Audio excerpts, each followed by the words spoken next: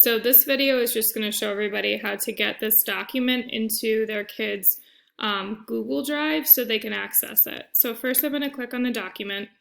Your kid might already be signed in, but I'm starting this out not signed in. So right now I'm going to click on sign in. And I'm going to use Sienna's just to kind of make it as real as possible. So just typing in her password.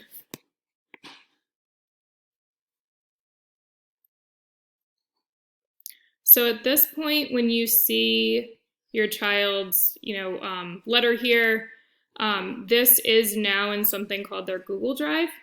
So if I want to get to that, there's a couple ways. I'm going to click on this blue Docs Home, and this is going to take you into all of their documents. So in this corner, you should see the 4th grade Riccardi Distance Learning.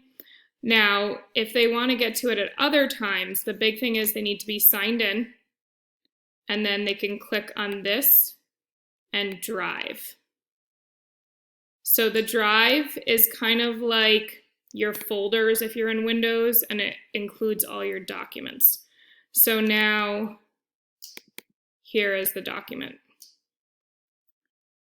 So at any point, I'm just going to sign her out just to show you it's still there.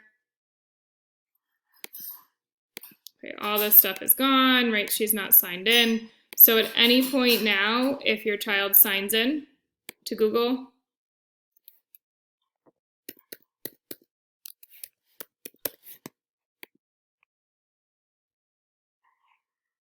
this is specifically in Google Docs, but you'll still see that document there.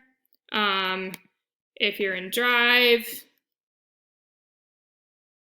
you'll still see the document here. And then lastly, let's say your child is in Gmail, because maybe they signed in here. If they're in anything Google and you see their letter and you click right here, either in Docs or in Drive, you should still see that document there. So the key is sign into anything with Google with their Google password. They should be good at that. And then either Drive or Docs is where it's located.